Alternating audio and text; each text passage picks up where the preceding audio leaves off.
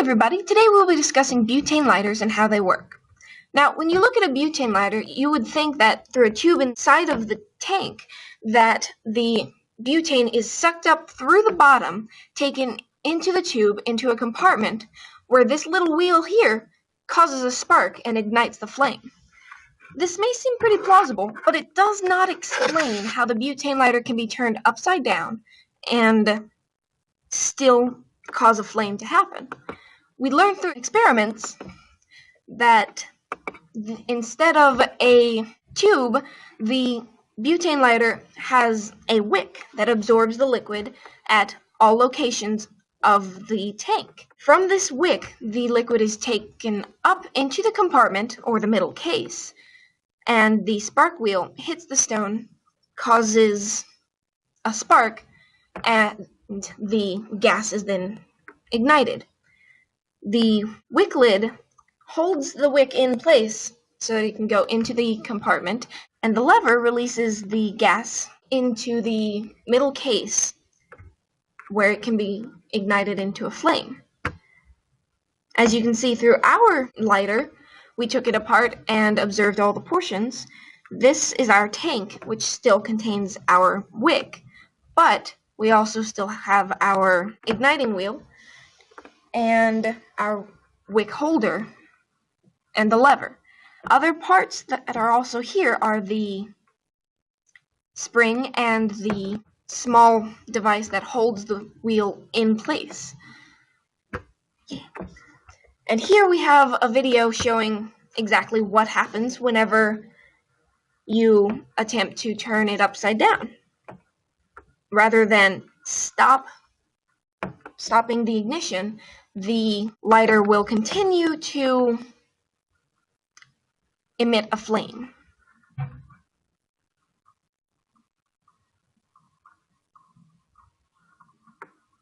So, going back to the question of how liquid butane turns into gas, we start with looking at the structure of butane. It is composed of 4 carbons and 10 hydrogens. As shown in the image, the 4 carbons are connected to each other with hydrogens stemming from each carbon. The general structure of butane has dipole-dipole forces and London dispersion forces, meaning that the bonds between the butane molecules are weak. So dipole-dipole forces are when molecules are polar, and when molecules are polar, they have a positive and negative end. And so in dipole-dipole forces, the positive and negative ends of each molecule attract each other. So London dispersions are just temporary dipole-dipole forces. So dipole-dipole and London dispersion forces are weak. This allows butane to be more likely to overcome those forces and allow the liquid to evaporate more readily into gas. The butane molecules that are in the lighter are arranged into either liquid or gas.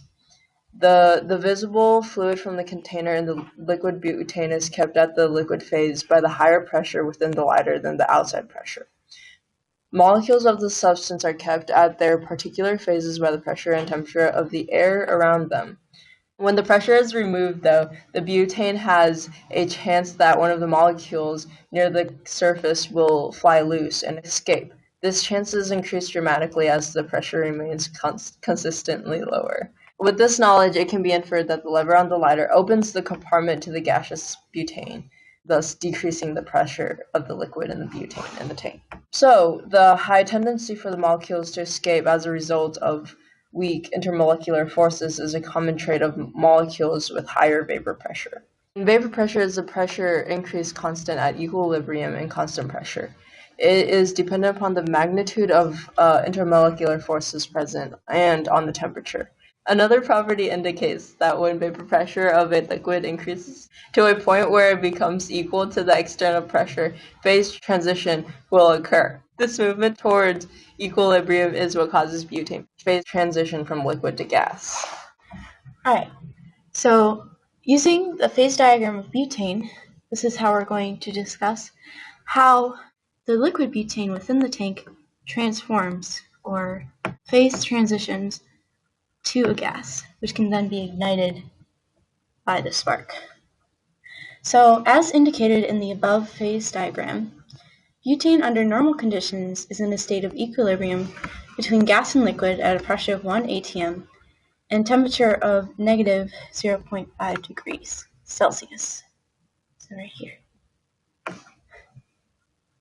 However, when one raises the pressure to 2.5 atm, this equilibrium can exist at 25 degrees Celsius, the average room temperature. In a butane lighter, both chambers, the bottom and top, are under the same pressure, 2.5 atm. So when the valve is pressed and the liquid near the top of the wick is exposed to the pressure of the outside atmosphere, the decrease in pressure from 2.5 atm to 1 atm causes vaporization, the phase transition from a liquid to a gas. In conclusion, a butane lighter has a pressurized tank that holds liquid butane, which by its molecular bonds is highly susceptible to changing phases. A wick is located in the tank that absorbs the liquid in order to bring it to the top of the lighter. When the lever on the lighter is pressed, pressure on the liquid butane is decreased, thus allowing it to evaporate quickly and flow out of the lighter as a gas. The spark wheel then strikes the flint and causes a spark, and the spark ignites on the highly flammable gaseous form of butane. Here we have our sources from our research on how we figured out how a butane lighter works, and also how to record narration for Google Slides and PowerPoint, in case you were interested in how we did this video. Thanks for watching.